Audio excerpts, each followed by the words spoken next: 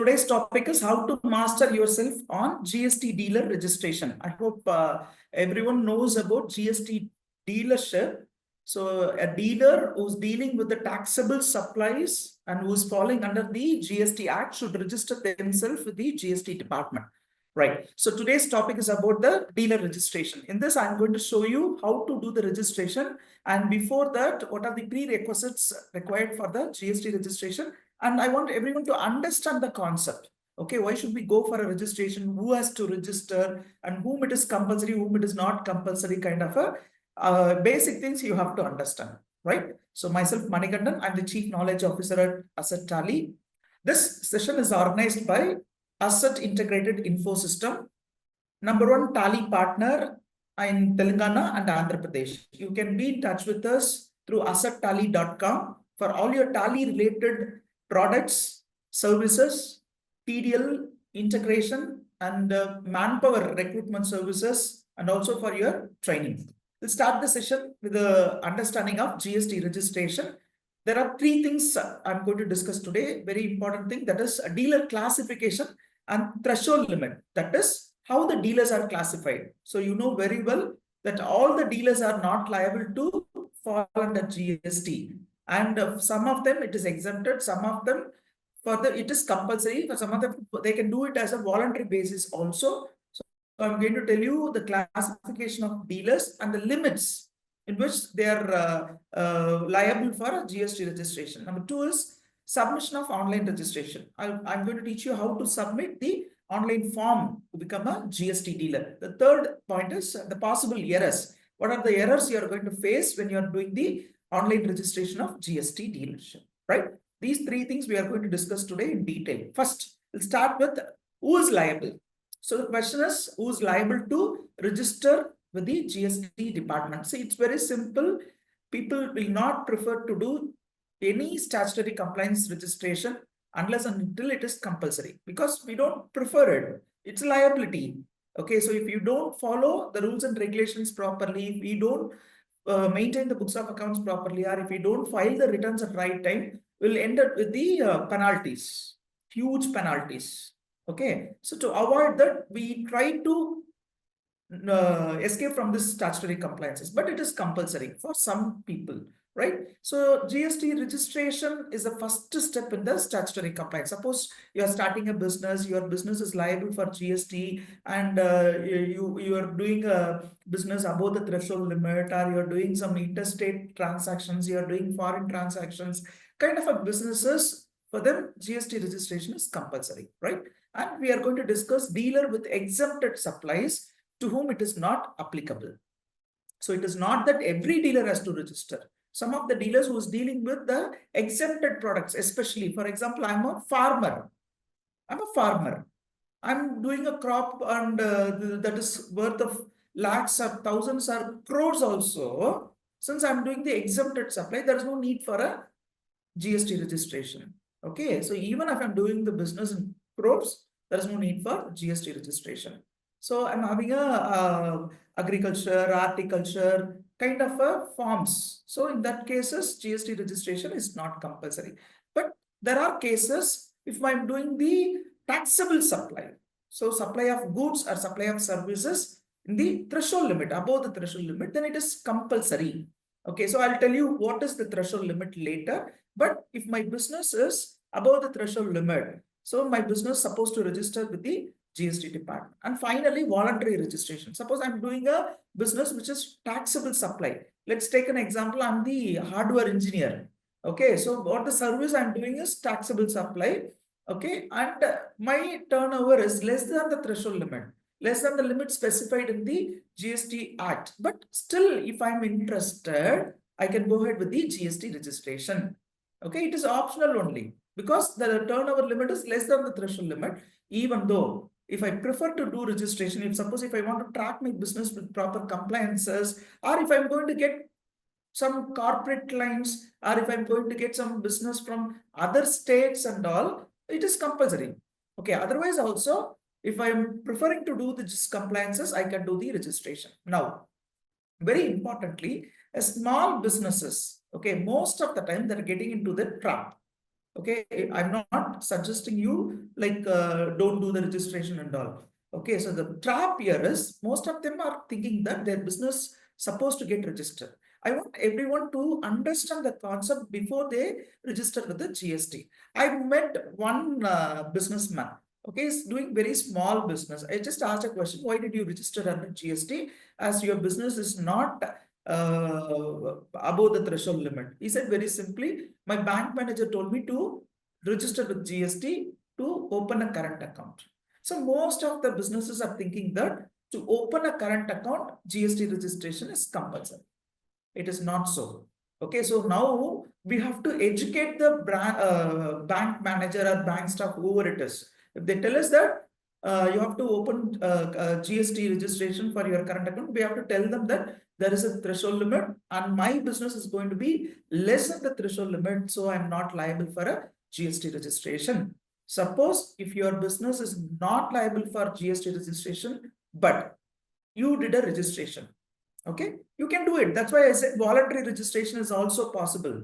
Okay, even though your business is not falling under the liability, if you want to go ahead with the registration, you can do the registration. But very important thing is you have to follow the rules and regulations after the registration. That is maintaining the books of accounts, issue of GST invoice to the clients, filing of returns monthly or quarterly, whatever is applicable to your business. Otherwise, you'll get into the problem, right? Now, who is not liable to register the business with the GST? Very simple.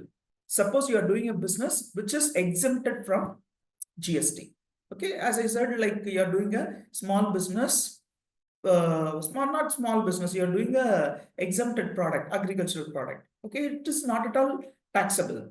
Okay, or you have a poultry farm, or you have a meat shop, you have a fish shop, you have a flower shop, whatever it is. There are some products for which the GST is not applicable. That means it is exempted from GST. Then you no need to go ahead with the GST registration. But you have to ensure that you are dealing with the particular product only. That is, your products are totally exempted from business. For example, I'm a doctor. Okay, it is applicable for services also. That's why it is called goods and services tax.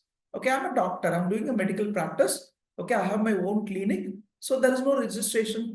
There is no GST for the services provided by the medical practitioners. Okay, so I'm a doctor. I'm giving consultation to my clients. I'm collecting some fees. I no need to charge GST. Then I'm not no need for a GST registration.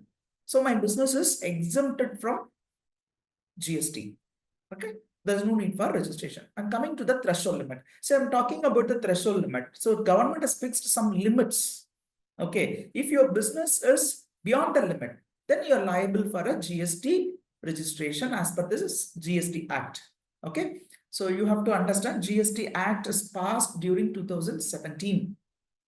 From that onwards, we have a GST. To be frank, correct information is from 1st of July 2017, we have GST. Before that, we had VAT, CST, Central Excise Duty, Customs Duty, etc., etc. Even service tax also we had. But from 1st of July 2017 onwards, GST Act is applicable. Now, the threshold limit, you have to see this rows. There are two rows I've specified. Goods and services. First, let us take about the goods. Suppose I'm a trader, I'm a manufacturer of a particular product. Okay, you take some example. For example, I'm the manufacturer of a mouse. Okay, so if I'm manufacturing means, then I'm going to sell the product. Manufacturing, and then I'm going to sell it. It is called supply. I'm going to supply the product called mouse. Okay, now the thing is, if my turnover is going to be above 40 lakhs per annum, right? Just see the title, threshold limit, annual aggregate turnover I have mentioned. I'll tell you what is annual aggregate turnover. But before that, assume that you're starting a business and you are expecting your business to be more than 40 lakhs per annum. Then you have to register your business with GST. Let us assume, I don't know whether my business will cross 40 lakhs or not. So you should never have this kind of a question. Okay, suppose it's based on the volume of your business. Okay, for example, I'm running a business, my business is very low, 5 lakhs, 6 lakhs, 8 lakhs, 9 lakhs. Within 9 months, I reached only 10 lakh. It's very clear that within another 3 months, there is no possibility of reaching another 30 lakhs. That means my business will never go above 40 lakhs. It's your calculation. Okay. Suppose if you think so, there's no need for a GST registration.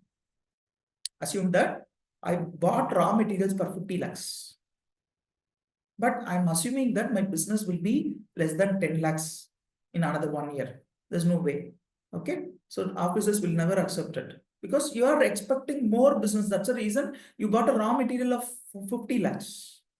Then your production will be there and your margin will be added and you'll be selling the materials for more than 50 lakhs only. That means it is more than 40 lakhs per annum. So you have to think it in that way. If you expect your business is going to be more than 40 lakhs, then you have to register your business with GST. Okay, for the newly starting firms I'm talking about. Suppose you are doing a service. Okay, my service, for example, labor contract, or assume that I'm a chartered accountant. I'm providing a taxable supply that is called auditing, tax filing services, accounting services to my clients.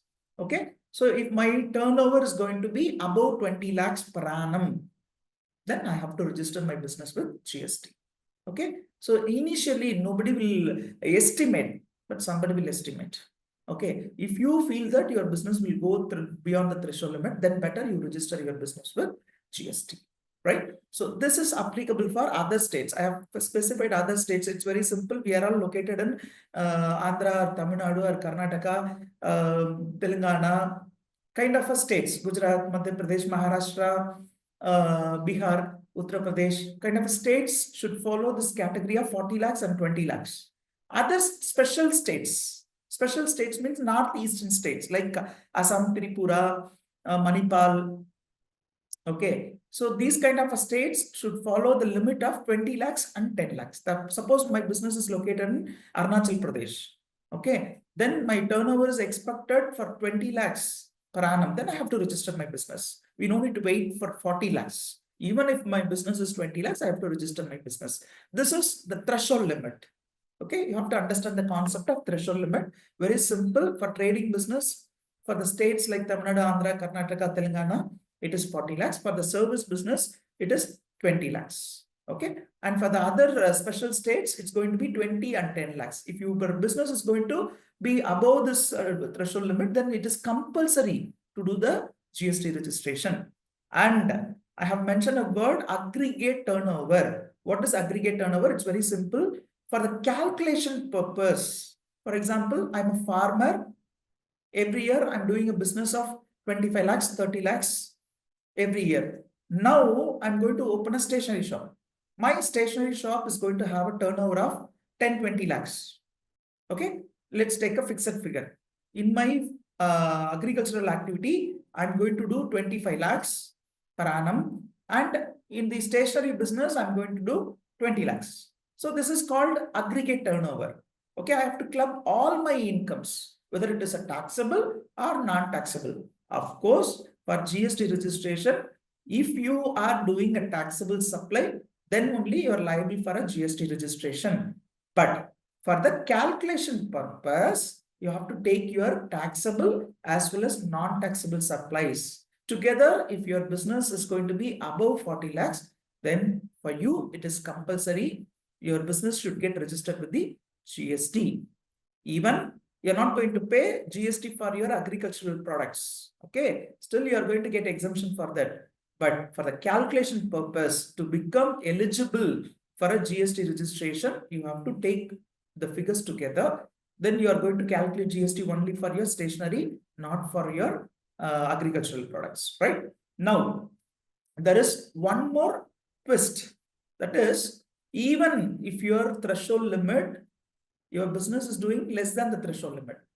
I'm repeating, even if your business is doing less than the threshold limit, for these conditions, if you are dealing with any of these activity, then you must register with GST. Okay, for example, I'm doing 25 lakhs turnover every year. Now the question is whether I'm an agent or a dealer or a franchisee. Okay, whether I'm an agent or a dealer or a franchisee. I'm dealing with the product. Okay, I'm a franchisee for a particular company. That's a big company. Let's take it's a stationery product only.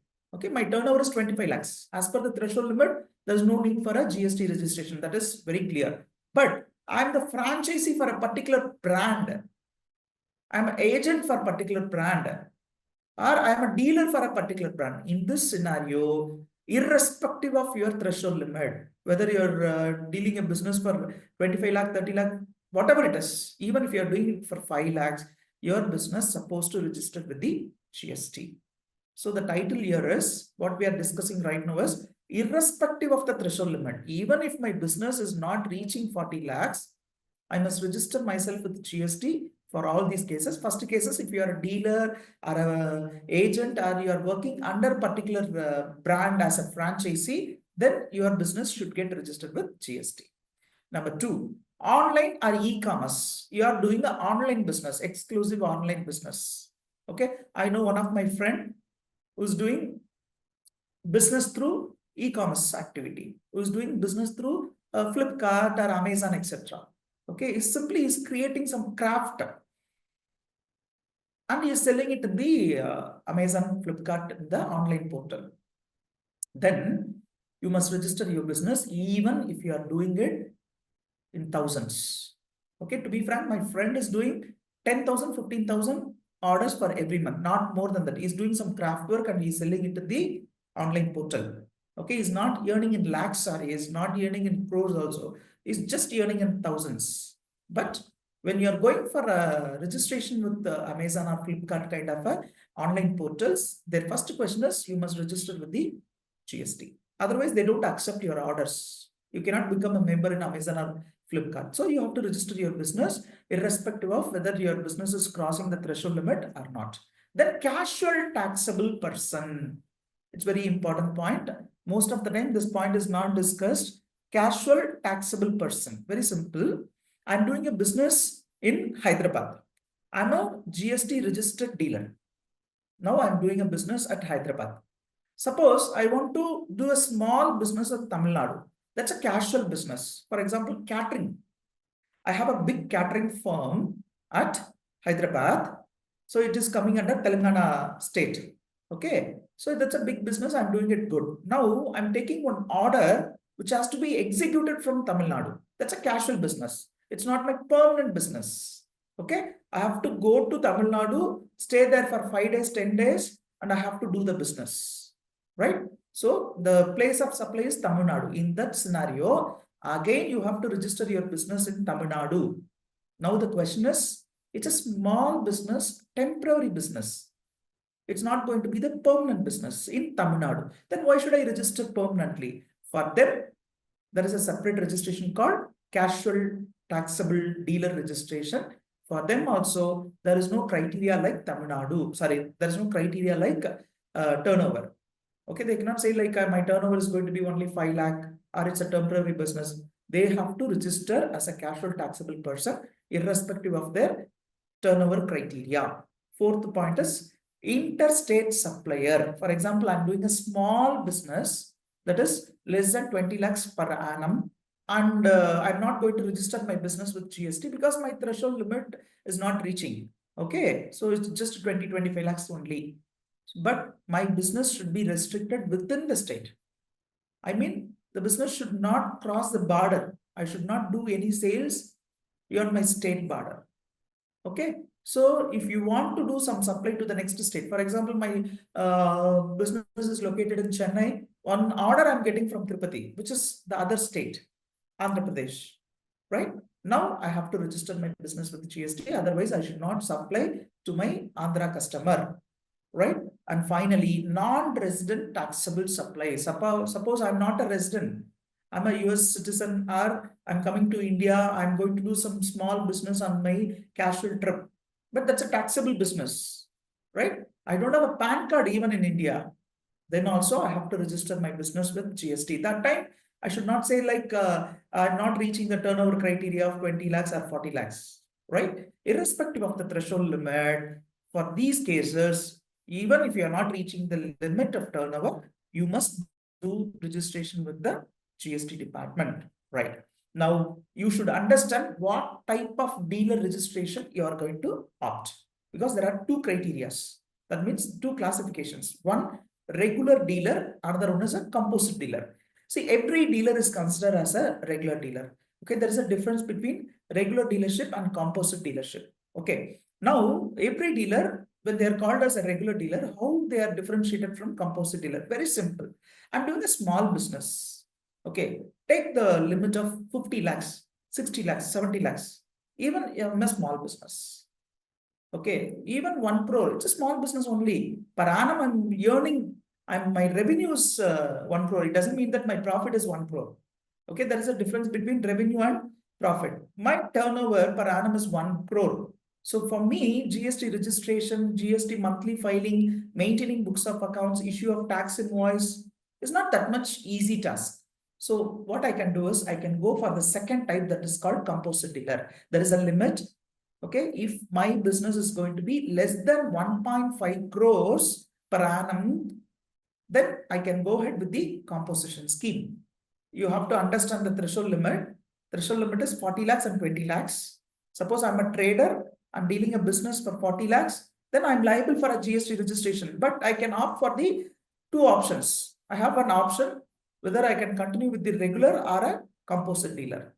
Right? There should be some disadvantage for the composite dealer. No, you should understand that disadvantage also. But understand, if your business is going to be less than 1.5 crores per annum, then you have an option to become a composite dealer. What is the difference? Very simple. If I'm a regular dealer, there is no limitation for turnover. Okay. After 40 lakhs, I'll become a dealer. I can do my business. I can do it in crores. I can do 100 crores, 1000 crores also, right? There is no limitation, and there is no limitation for boundaries. I'm located in Chennai. I can do my business in Hyderabad, Tamil Nadu, all over Tamil Nadu, like Andhra, Karnataka, whatever it is, wherever it is. Even I can do the foreign sales also. There is no boundaries, limitations. And claiming of input tax credit. I can claim input tax credit. If it is allowed credit, I can claim input tax credit. Fourth point is you can issue tax invoice. So it's very simple. What is issuing of tax invoice? Very simple. I'm a dealer. The product of 10,000, I'm going to sell it to my customer. I have to charge 18%. That means I have to collect GST from my customer and make payment to GST department. That is what is indirect tax concept.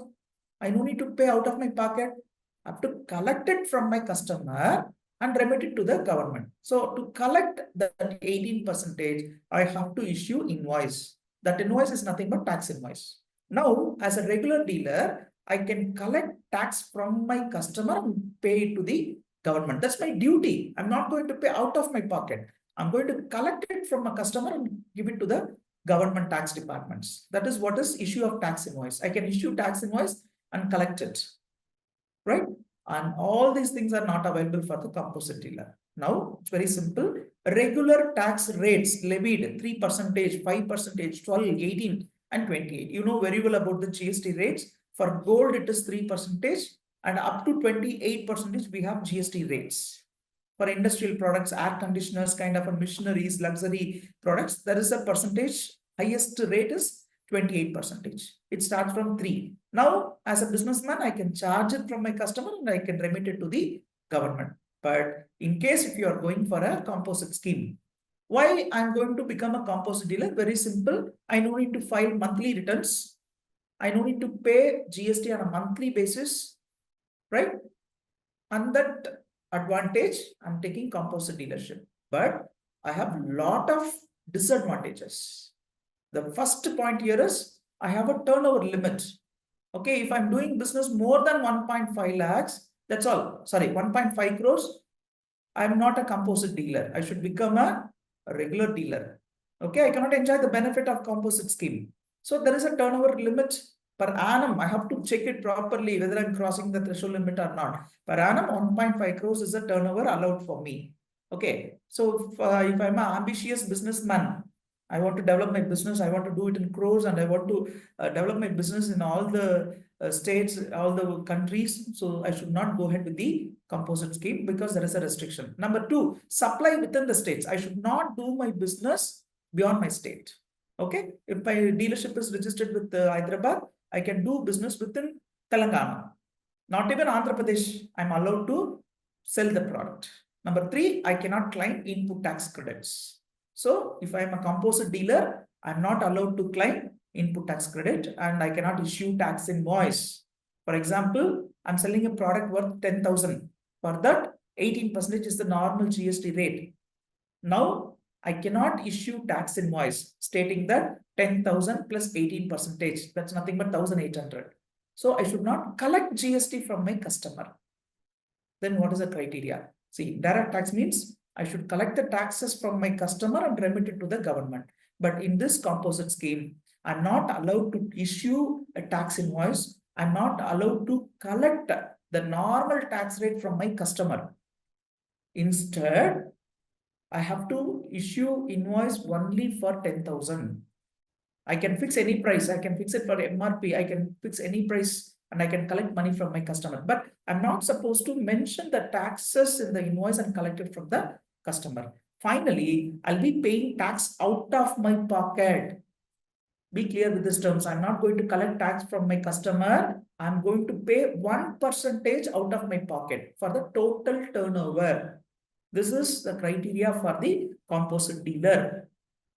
Okay, even after understanding all these negatives, if you feel that you are going to do a small business, you're not going to sell anything to the next state customer, you don't want to claim input tax credit, or you want to pay taxes out of your pocket 1% on your turnover, then better you go with the composite dealership. Right? Now coming to the main topic, the GST registration. In this GST registration, we are going to do the registration through the GST network is the online portal for the GST registration. Okay, there is no manual application form. This you have to understand. As an accountant, I should know how to submit my GST registration form. There is no manual application form. You no need to meet any of the tax officers for the application. Okay, so you have to do the registration only in online. The first step is go to GST website and do your GST registration.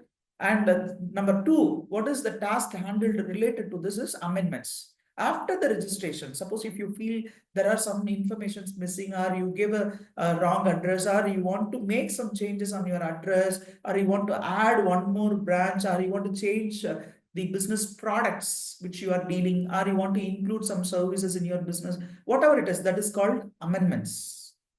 Okay, for the convenience sake, the amendments is nothing but after getting the registration, after getting the GST ID, if you want to make some changes, that is called amendments. It's not corrections. I'm talking about the amendments, changes in your status. If you want to make some changes, that has been classified into core field and non-core field. So we'll have a separate session for that amendments and all. Now the third point here is migration.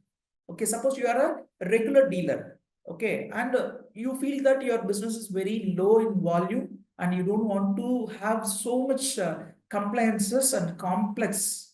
So you want to go for a composite scheme, means you can shift yourself from regular dealer to composite dealer, provided your business should be less than 1.5 crores. Okay, suppose so you take vice versa, I'm a composite dealer, but I feel lot of restrictions for the composition scheme. I would like to go for a regular dealership. Then you can convert yourself as a regular dealer. And finally, cancellation of registration. You should understand the limit for the registration.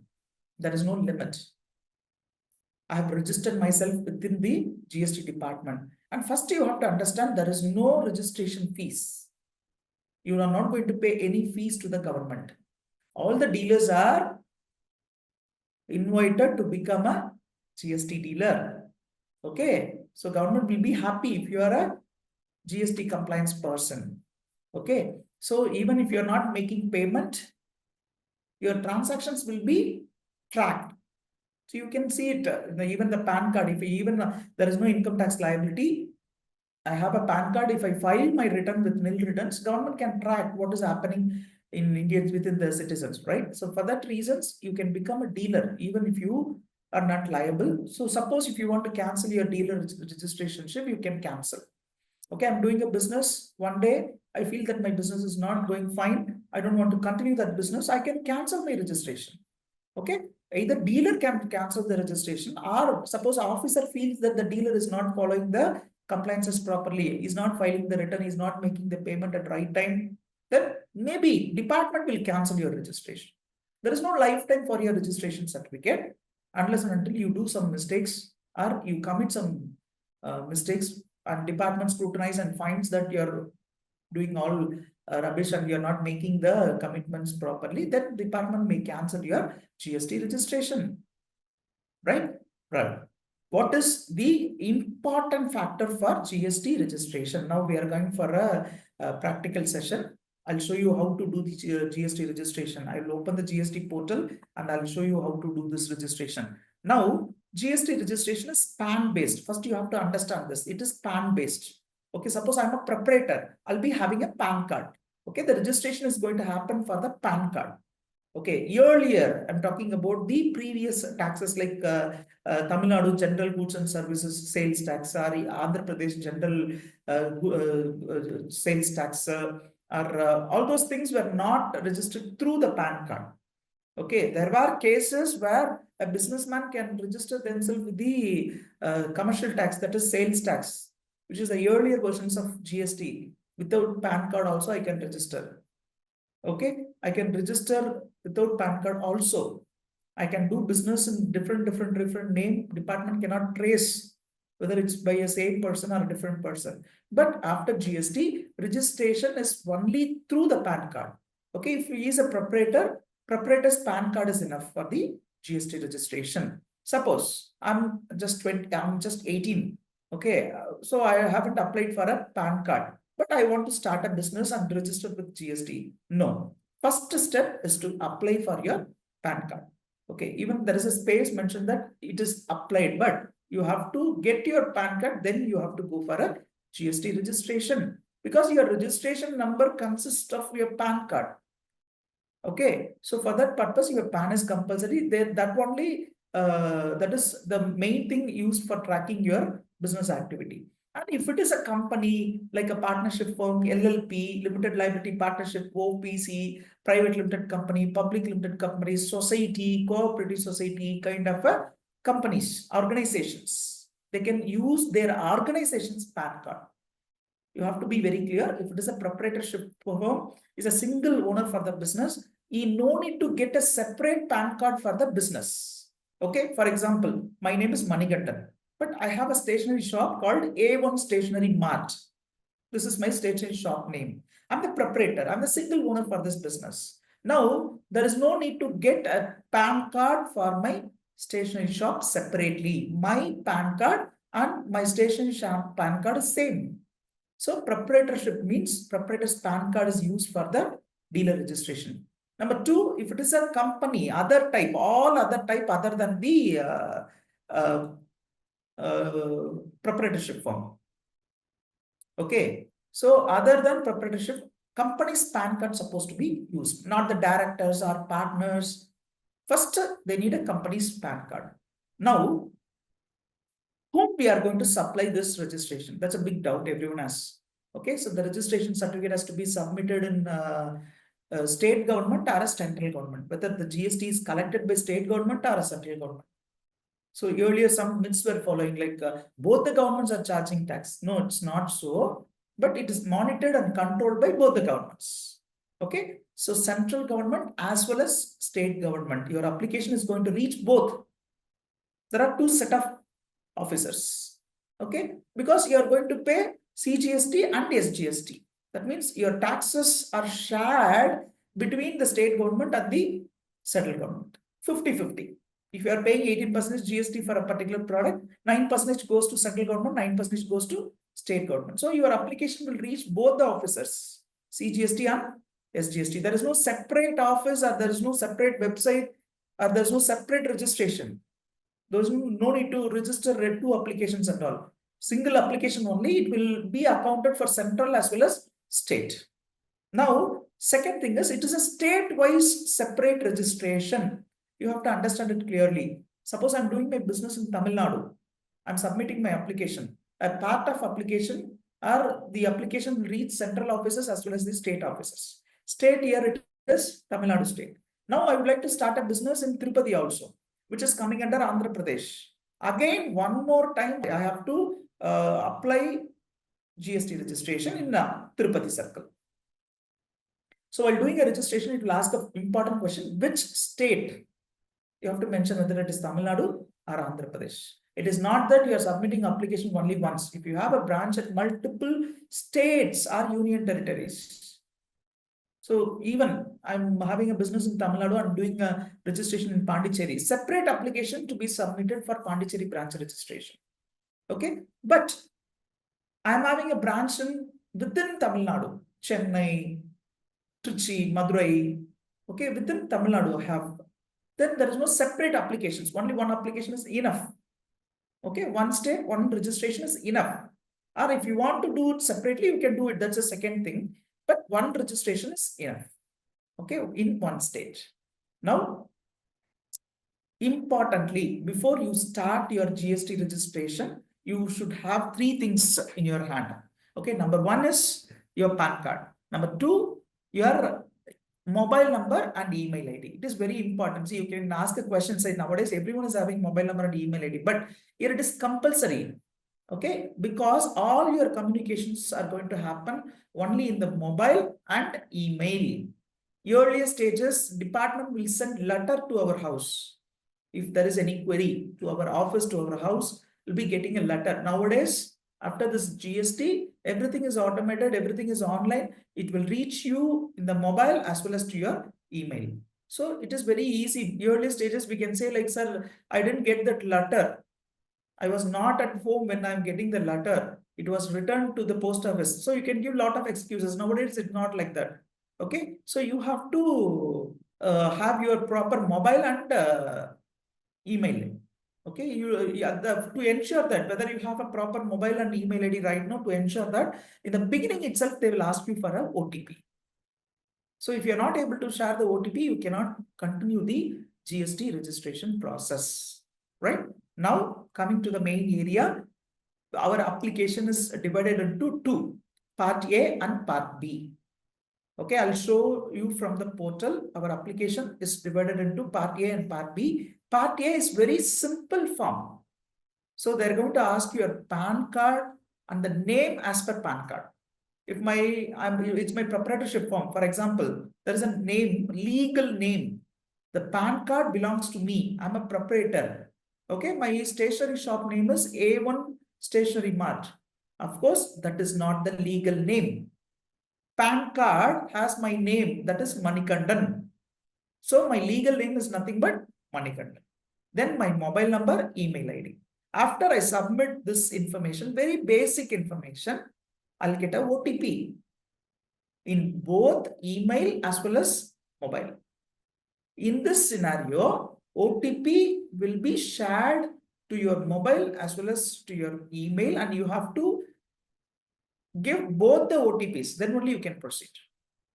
Later, after submission, after your mobile and email ID is verified, on later stages, you can give any one OTP. Both the OTPs are same, later stages. But in the first stage, to ensure that you are accessing your mobile as well as email, you have to submit both the OTPs. So you should carry your mobile and email ID. So why I'm suggesting this is sometimes when I'm approaching a client for a GST registration, so they'll give some email ID. In the first step itself, if I ask for OTP, they'll say, so sorry, sir, I am not able to access this email ID. It's not so. You should be able to access your email ID. And immediately one reference number will be generated that is called TRN. So you should know the nomenclatures as an accountant, TRN, ARN, okay, SRN, kind of a nomenclatures also you should understand. A temporary reference number will be generated. Okay. After getting this temporary reference number, within 15 days, you have to submit your part B of the application. As I told you already, the application is divided into part A and part B. Part A is very simple, your name, your PAN card, your mobile number, your email ID, that's all.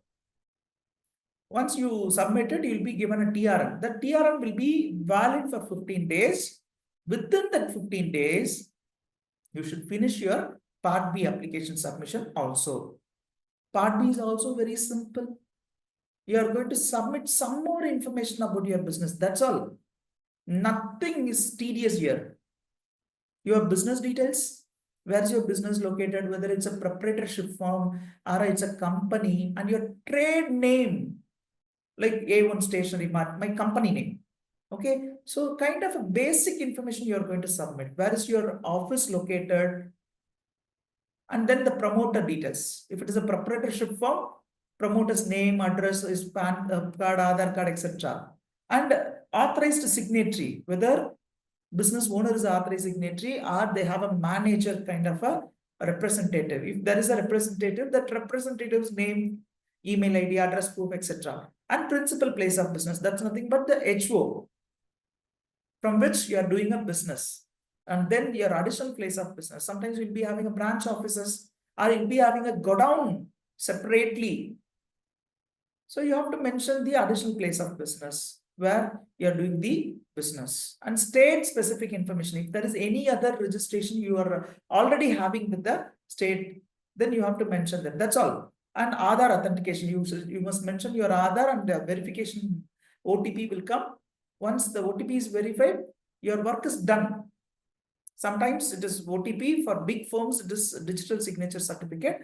And after submitting all this basic information, you will get the registration certificate only if you have given all the informations properly. That is very, very important. Okay, you cannot take any excuse. You have to fill all the details. Even if it is not applicable, just mention not applicable. But you have to fill all the details. Suppose you are asked to submit some address proof, but you don't have right now. You cannot submit the application. What you can do is you can hold the application. Once you fill up 40% of the form, in the next page, it is asking to upload your rental agreement. You don't have the rental agreement copy right now. No problem. You can hold. Next day, you can continue from where you stopped at, right? That kind of facilities are available. It doesn't mean that you have to fill up the form and again. That's all. Once you submit your part A, you'll be getting TRN. Based on the TRN, you have to submit your part B within 15 days. After 15 days, if you try to submit, there is no provision to submit all these details within 15 days. Otherwise, it will vanish from the GST portal, right? Now, I'll take you to the GST portal registration site. Very simple, gst.gov.in. It's the site. Now, just see the screen. It's a website. Okay, it's a single window for all your activity, from the GST registration, filing of returns, or if you get any scrutinies, letters, something, you have to reply through this website only. Okay, it is collectively managed by the GST network. You have a lot to understand about this GST network. So it is not that it is managed by central government or state government, it is managed by another important non-profit organization. Okay, LIC, HDFC kind of a bankers are the investors for this GST portal. Now, this is your website, gst.gov.in, right? See, there is an option, register. If you have already registered, then you go ahead with the login, or you can go ahead with the register, or there is an option called services. Now, the GST department is doing a service of registration. Whether it's a new registration or already you have submitted the application and waiting for a status, or application for filing clarification. Now it's a GST new registration. Now, just check. It's your new registration form. It is nothing but part A. See, it is not mentioned that it is part A, but I internally name it as part A. It's the first part of your application. Okay, it's very simple. So it's not at all a tedious process. Just basic informations you have to submit. Okay. So now I'm going to give some basic information. New registration. Who are you right now? Whether you are a taxpayer or a tax deductor, tax collector, GST practitioner, non-resident taxable person, UNO, United Nations Organization, or embassies, other notified person, or non-residential online service provider. So I told you already, everyone has to register their business. Suppose I'm doing a small business, okay? My business is not falling, even it is very less than the threshold limit already specified. I'm called a taxpayer. Okay, sir, I'm not going to pay taxes. You're a taxpayer. Manish Kumar is asking a question. Nowadays, we come across people doing small business from home. Some participates and in the exhibition stalls. In such cases, what to do? Will they be eligible for GST? Sir, government is happy and the government invites everyone to become a dealer. Okay, now we have to decide whether we have to register under GST or not. Suppose we are falling under the threshold limit, then it is compulsory. Okay, suppose we are not falling under the threshold limit, I'm doing a small business, then we have to take a call whether we are going to register or not. Okay, eligibility means everyone is eligible. Everyone is eligible to become a GST dealer. Even if my business is very small, even I'm a farmer, I would like to register with GST, I can register on a voluntary basis. That's not a problem. I'm going to pay taxes only if I'm doing a taxable supplies. Otherwise, I'm not going to pay any taxes. I'm going to file my nil returns. Okay, small dealers, suppose you are doing business from home, but you want to participate in an exhibition. The exhibition person who's conducting that exhibition may be asking you for a GST dealership. Okay, they may allow the companies who's already registered with the GST. See, some of the companies have the habit. For example, I have seen one corporate office. It's a multinational company. Okay, for that company employees, one person is supplying coffee snacks morning and evening. He's not doing business for more than 50,000 per month. He don't have much clients. He's doing a business only for 50,000 like that. It's nothing but a catering business. Okay, but the corporate company insisted the person to register with GST. They said very clearly, we follow all the compliances. We don't deal with the businesses which is doing without compliances. Then this person is registered with GST. So you can do registration even if you are a small business person. Okay. Now I have taken a GST registration. For example, accountants, you should know this. If you want to become a GST practitioner, there is one more job role for you. There's an opportunity. You can become a GST practitioner. Even if you are a commerce graduate, you can become a GST practitioner. For that also the same application. Okay. So now I'm a taxpayer. I'm doing a business. Which state you are doing a business? I told you already that the registration is for the states. Okay, you are doing business in Andhra and also you are doing in Telangana. Separate registrations you have to submit. For example, I'll take an example. I'm doing business in Telangana.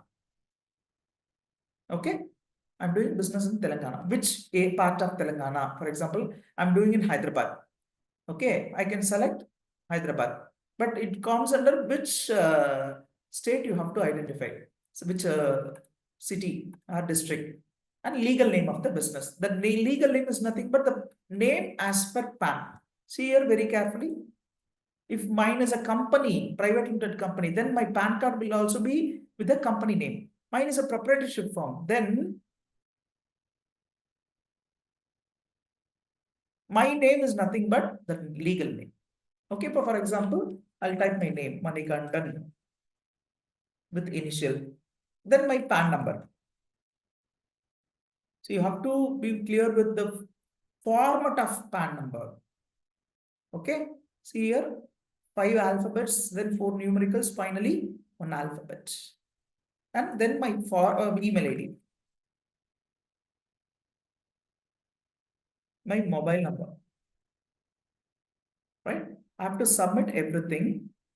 Now the CAPTCHA code. Once it is proceeded, I'll be getting 2 OTPs, one in my mobile, another one in my email. Now I'm going to proceed. See, it's showing my old status. I had some other 2 companies. It is showing my old company. Now the name is not matching with the PAN card. PAN and legal name is not matching. Just check whether your name is different in your PAN card.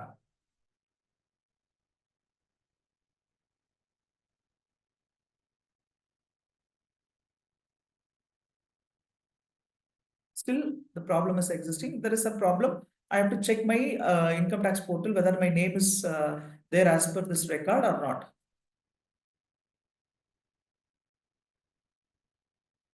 I think there is a problem.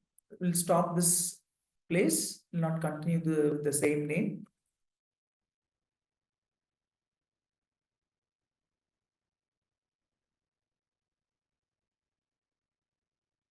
Just checking the possibilities.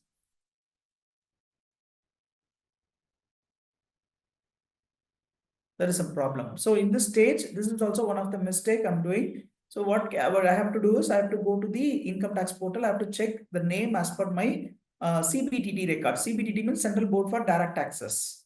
Okay. So there is a name mismatch. I'll check with the last possibility whether my name is there in this format, or I have to go to my income tax portal and check it. Right. It is accepting. Okay. So the name as per my GST portal, it is different. Okay. Now I'll be getting OTP in both mobile as well as in the email. This is my mobile OTP. And again, I have to submit my email OTP. Let me check my email OTP.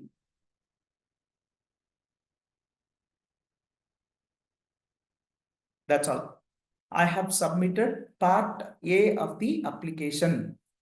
Okay, so there is no specification that it is part A and part B, but you have to be clear. First, I have submitted, I'm getting the TRN. TRN is nothing but temporary reference number, because I have submitted part A.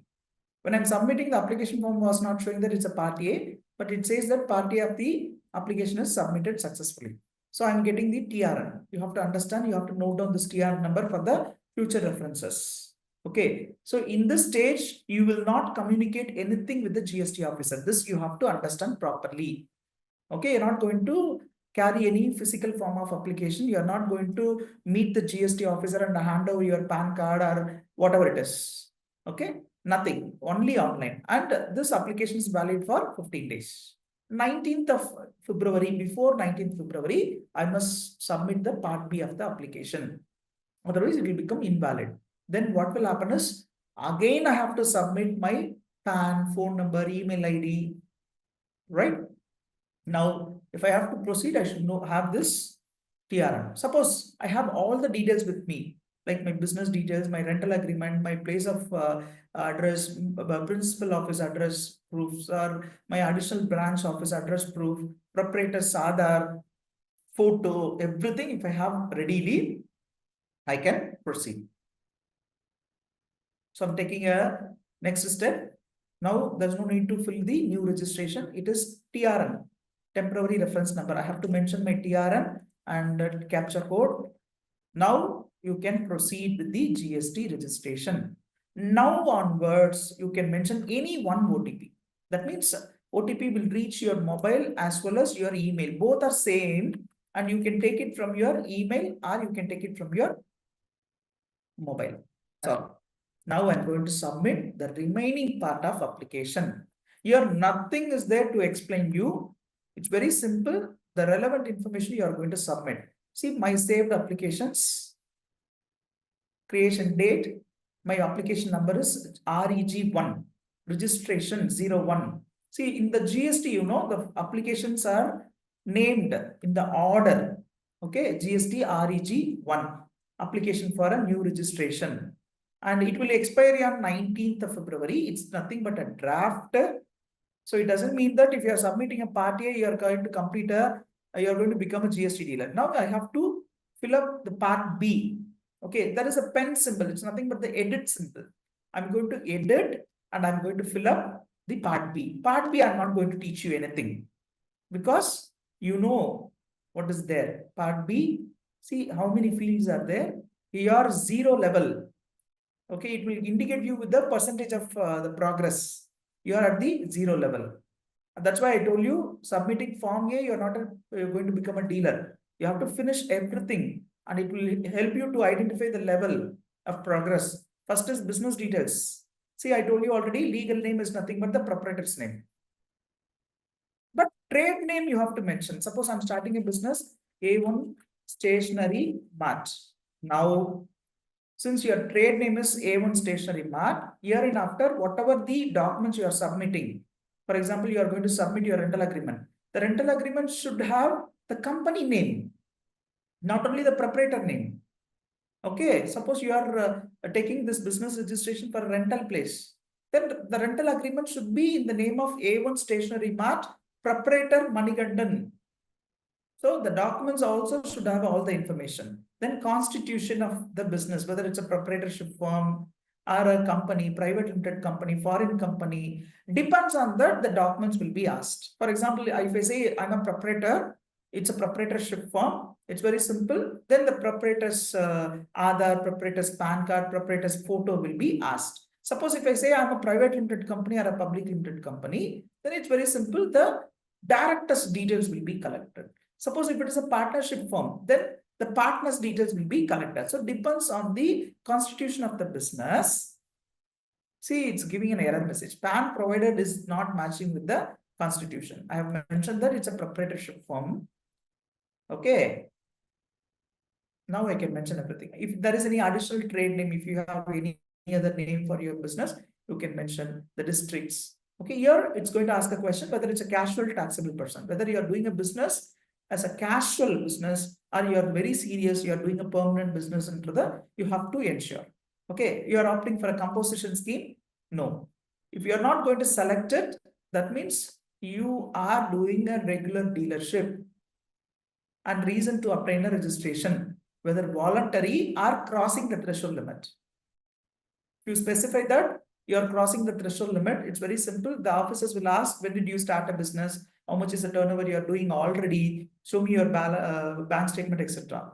Okay, everyone will mention that it's a voluntary basis. Even though my threshold limit is not crossed, I'm doing it in a casual basis. And date of commencement of business. So you have to mention all these details, and finally the document for a trade name. So you are going to submit your PAN card, everything you have to upload it, and there is a specification, what is the size of the card you have to, that is you're taking JPEG or PDF, the formats which is mentioned here, the size of the files also should be followed.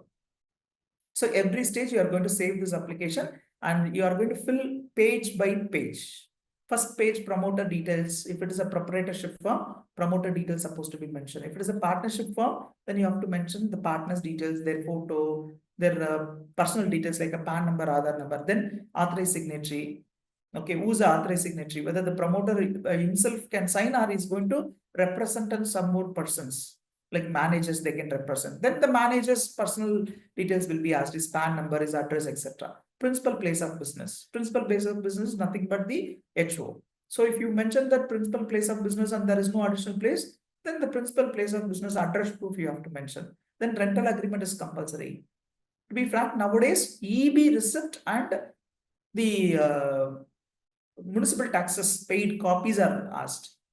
Like property tax document or kata copies, whatever it is, state-wise the name is different. Okay, so tax copies supposed to submit. So we have to ensure that the property belongs to the owner. Owner is making all the necessary payment, just to avoid that the business is happening in the illegal activity or it is happening in the wrong places. Okay, in future, suppose officer feels that something is wrong with the dealer, they have to come and meet the dealer. No, that time they should not get upset. That means the dealer should be available there. Okay, that should not be any surprise to the officers. That's the reason they are asking all this information. If you have any additional place of business, like your branches, godowns, you have to mention. And what are the goods and services you are dealing? Okay, for example, I'm dealing with the computer keyboards, mouse, all those goods with this HSN code you have to mention. And state specific information. If there is any other registration related to the state, you have to mention. And finally, Aadhaar authentication and verification. Now you're going to fill all these details. Okay, so once you fill up all the details, finally you'll be getting an OTP. OTP will reach the proprietor's mobile number, which we have already given for communication. So OTPs will reach. Even if you have any Aadhaar based number, better you use the same number for everything. because in future you will get OTP in one number instead of giving different number. So here most of the time what the persons are doing in this registration, they are giving wrong information. Like they are not giving proper rental agreements, or if they submit the old EB receipts instead of submitting the recent. For example, we are at the February month. So the bill should have been generated during February or Jan. Okay, not beyond that. Or EB, property tax. Like for example, property tax is paid on 6 months basis. Okay, the recent 6 month you paid the paid property tax receipt should be submitted. So these are all the areas we will be doing mistakes. Once if the application reaches the department, if they find any mistakes in that, they'll be communicating through email. They'll ask for a clarification. So the clarification, they'll mention that you have to submit your rental agreement properly, or you should get a NOC from your landlord. So kind of a clarification will be asked. Only after you submit all the clarification only, you will be given a GST registration number. So it's very simple. Once the registration is completed, if officer is happy with the submission of application, then only you will get GST registration number. Okay, you know very well GST registration number consists of 15 digits. Okay, so if you are registered with Tamil Nadu, your registration number starts with 33. So similarly, based on the states where you are doing your registration, okay, you'll be getting the GST registration number. Okay, so you are doing multiple places, Tamil Nadu, Andhra, Karnataka. So depends on the state. Every state has a state code. 1, 2, 3 like that, it has a state code. So depends on the state where you are doing a registration, you'll be getting the GST registration number. Okay, so now the thing is you have to submit the queries asked by the department within the time limit. They'll be giving some time limit to submit the registration clarification. Otherwise, your application will be rejected. Now, very importantly, you have to understand only once you are allowed to give a clarification. For example, department is asking for a rental agreement. The rental agreement copy is not clear or something. Suppose you are submitting the rental agreement, but the officer is not happy. They will not call you. They will not ask for a clarification. They will reject your application.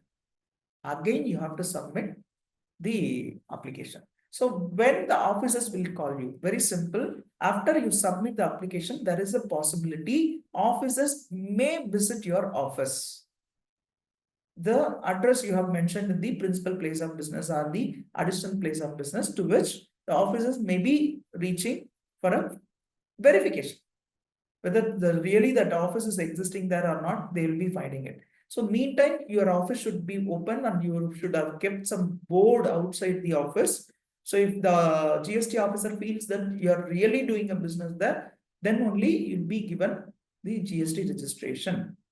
Okay, otherwise they will be rejecting your application. That's all. So otherwise there is no communication between the officers and the dealers. So we do some mistakes in this. Generally, we do this mistakes. Suppose you are an accountant, so you'll be giving different email ID and mobile number. Ensure that you give official email ID and official mobile number, because the OTP will reach to that number only. Sometimes the accountant says, sir, my boss will not be available every time. So that's the reason I've given my number. There is a possibility they may not be available for that office. They'll be leaving the office. So future business owners has to fight with them for the every month OTPs. So to avoid this complex situations, proper mobile number and email ID should be shared within the department, right?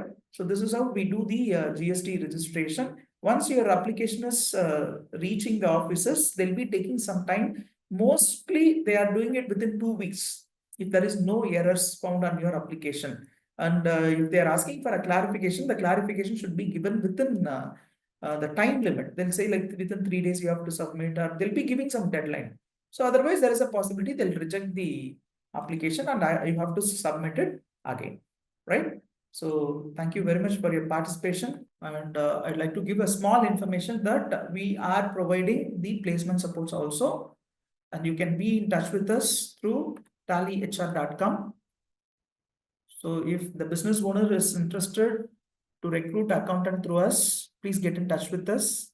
Similarly, as an accountant, if you want to get a good job, you can also be in touch with us for your better jobs, right? And ensure that you use the latest edition of Tally The latest edition is 5.1. That is, we call it as release, TallyPrime release 5.1. Now, Tally is going to release the next one, that is called Tally release 6. Ensure that you are using the latest version and your TSS should be updated to get the latest releases. Suppose when you are working on Tally, just see the right top. If there is any red color alarm, it's nothing but an alert message. You have to check it. That means your system is not using the latest release. You can upgrade it. If you feel any discomfort on upgrading your Tally software, get in touch with us. You can reach us through this mobile number and the email ID mentioned here. We are conducting this webinar for the accountants and business owners knowledge enhancement. It's a free webinar. So whoever is participating in this webinar, they'll be allowed to join in a WhatsApp group, Asset Genesis Accountants Knowledge Group. If you feel that the sessions are important to you or to your friends, also you can share this to your friends. Yes, recorded classes are there. We are sharing it in group. It's there in the YouTube format. All the recorded sessions are given in the WhatsApp group. Okay, whoever is participating in this, you'll be allowed to join in the WhatsApp group. Thank you very much for your today's participation. Thank you very much.